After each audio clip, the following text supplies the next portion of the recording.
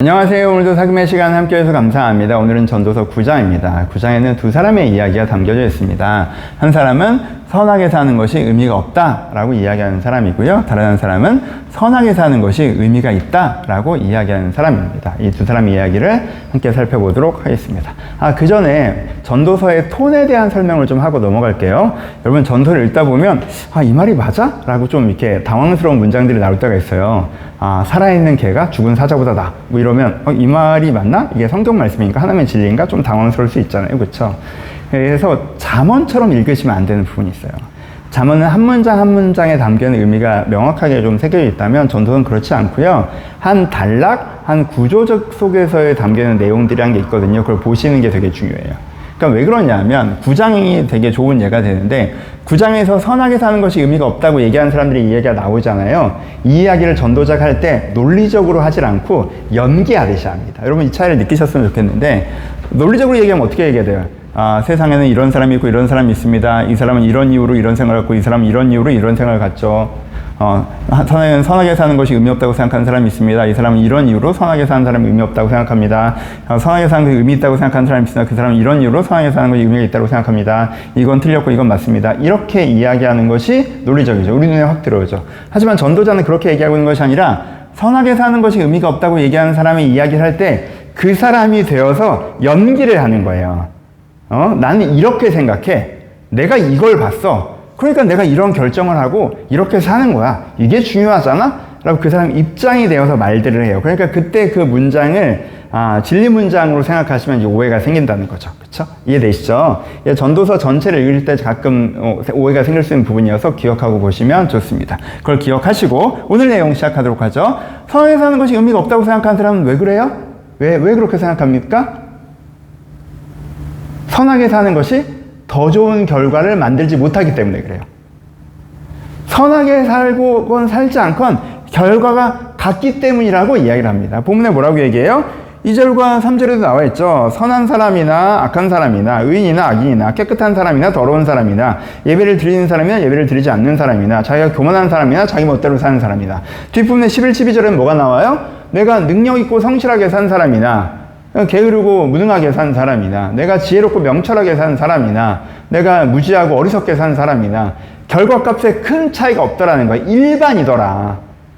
그러니까 내가 세상을 보니까 이 사람 입장에서 얘기하는 거죠. 내가 세상을 보니까 되게 선하게 지혜롭게 성실하게 살아갔는데도 결과가 고만고만한 사람이 있고 이 사람이 되게 악하게 게으르게 멍청한 짓을 했는데도 운이 좋아서 타고나기를 잘 타고나서 막 되게 대단한 위치에 가 있는 사람들 있고 이렇더라고. 그리고 때로는 똑같더라고. 막 사는 거 보니까 마음을 겸비하게 하고 예배하면서 사는 사람이나 그냥 제사 안 드리고 자기 멋대로 사는 사람이나 결과가 비슷하더라고. 그러니까 선하게 사는 게 의미가 없지 라고 이야기하는 거예요. 이 사람이 갖고 있는 기본 가치관은 뭡니까? 지금 여기서 오늘 사는 게 중요하잖아? 라는 거죠. 그렇죠? 가치관이 드러나는 게 뭐야? 죽은 사자보다 살아있는 개가 낫잖아? 그러니까 나한테 그 사람이 고통스러운 삶을 살았지만 그 사람의 인생의 자체는 가치 있고 빛나는 인생 아닙니까? 나한테 이런 말 하지 마. 그건 죽은 사자니까. 내가 생각하기엔 지금 살아있을 때 뭐가 떨어져야 돼. 살아있을 때 뭐가 선하게 살았더니 돈이 생기더라, 명예가 생기더라, 뭐 행복하더라, 뭐 사람들이 나를 알아주고 뭐 재밌어지더라, 뭐가 있어야 돼. 근데 선하게 살아봐야 그게 없더라고. 난 그게 중요한 사람인데 이게 이 사람의 입장인 거죠. 그렇죠?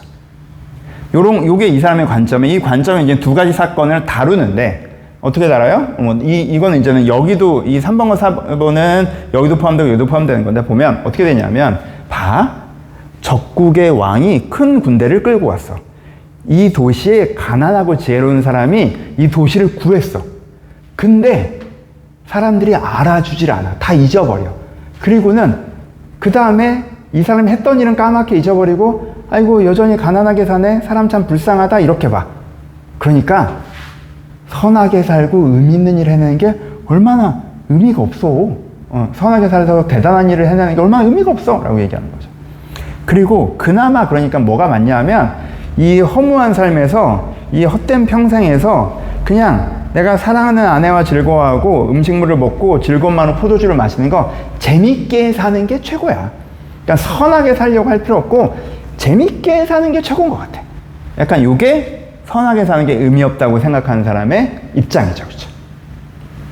두 번째, 그러면 선하게 사는 것이 의미가 있다고 생각하는 사람은 어떻게 생각해요? 이 사람은 아주 간단해요. 딱 하나예요. 하나님이 보고 계셔. 그 하나님이 우리를 보고 계시고 우리가 그의 손에 담겨 있어서 1절이죠. 담겨 있어서 우리의 미래에 하나님께서 응답하실 거예요. 지금 우리는 그 미래를 모르지만 우리가 하나님 우리를 보고 계시고 하나님 우리 손에 담겨 있기 때문에 우리의 미래에 하나님의 화답하심이 있을 거야.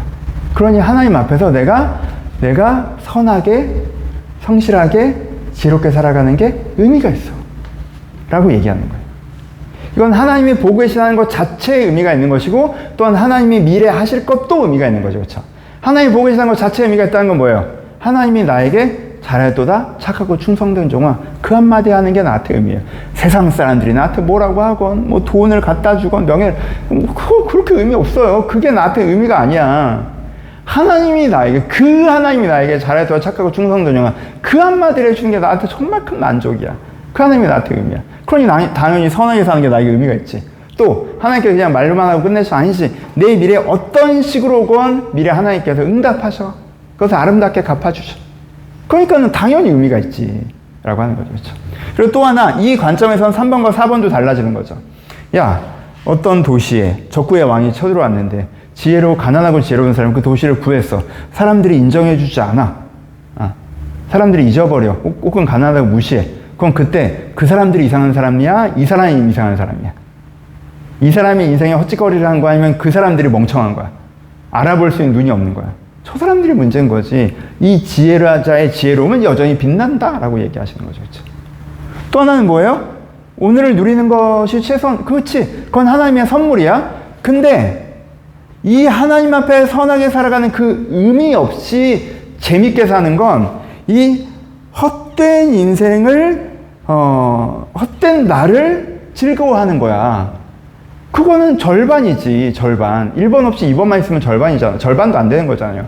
하나님 안에서 내가 선하게 살면서 영혼권이 회복되게 해서 내가 날 온전히 찾은 상태에서 영혼의 기쁨이 있는 상태에서 일상 기쁨이 있으면 헛된 인생에 재밌게 살아라가 아니라 의미 있는 인생에 재미도 주신 거죠. 그렇죠? 이렇게 돼야 되는 거야 라는 부분을 우리가 유추해서 설명해 볼 수가 있죠. 그러니까 내가 선하게 사는 것은 하나님이 보고 계셔서 하나님께서 내 의미가 되어주기 때문에, 그리고 그 기준점이 잡힐 때 내 인생의 보람도 내 인생의 행복도 다 균형이 잡히기 때문에 선하게 사는 건 하나님이 계시기 때문에 의미가 있다라고 하는 것이 이 두 번째 사람의 입장이 되는 거죠.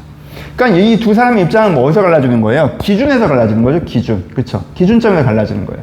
이 사람에게 의미가 뭐예요? 기준은 이 세상에서 뭔가 떨어지는 거. 그렇지?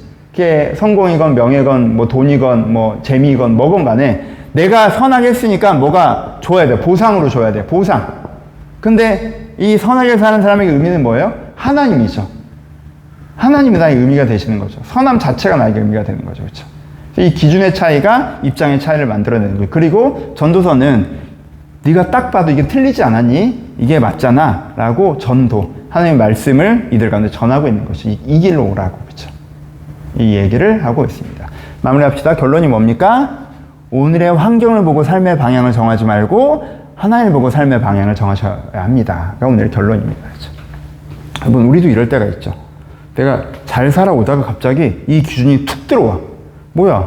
난 열심히 하는데 열심히 안 하고 쟤나 나나 똑같네? 나 예배하면서 이렇게 살아가는데 쟤나 나나 똑같네? 난 하나님 앞에서 주의 뜻을 분별하면서 이렇게 살고 있는데 쟤나 나나 똑같네? 난 선하게 살고 있는데 쟤나 나나 똑같네? 난 지혜롭게 명철하게 살려고 막 노력하면서 하나님 앞에서 그 자문의 지혜를 얻고 명철한 결정들을 하면서 살아가는데 쟤나랑 똑같네? 나 이렇게 살 필요 없네. 이런 뭐 여러분들이 환경을 보고 삶의 방향을 정하시는 거죠. 여러분, 이렇게 오늘의 환경이 절대적인 것이냐 여러분들의 마음에 쏟아져 들어올 때 오늘의 환경을 절대적인 것으로 보는 것 자체가 우상숭배니까 내가 지금 환경에 너무 푹 빠져 있구나 라고 거기서 나오려고 하셔야 돼요. 그리고 어떻게 하셔야 돼요? 하나님을 보고 삶의 방향을 정하셔야 돼요. 내가 사람들이 인정해주고 결과 좋아, 나 잘 살아, 막 이렇게 잘 살고 있는데 하나님이 지금 나를 어떻게 보실까? 나 지금 큰일 났네. 이렇게 하실 것도 필요하고, 내가 요즘에 조금 어렵고 왜 쟤나 나나 결과 비슷하지? 오히려 쟤보다 내가 결과 더 안 좋은 것 같은데? 라고 하는데 하나님 앞에서 나를 보니까 잘해도다 착하고 충성된 종아라고 내 마음에 말씀해 주면 하나님 내가 너무 잘하고 있구나. 앞으로도 이렇게 살아야지. 이렇게 여러분들이 환경을 보고 삶의 방향을 정하지 마시고 하나님을 보고 삶의 방향을 정하는 여러분들이 되셨으면 좋겠습니다. 그리고 오늘도 그러니까 혹시 여러분들 환경 때문에 주어진 막 쏟아져 들어오는 마음이 여러분들 기준을 빼앗으려고 한다면 여러분들이 은혜로 저를 지켜내시고 지금 하나님 앞에 칭찬받고 살아가는 여러분들 하루하루가 얼마나 아름다운지 다시 한번 발견하셨으면 좋겠습니다. 감사합니다.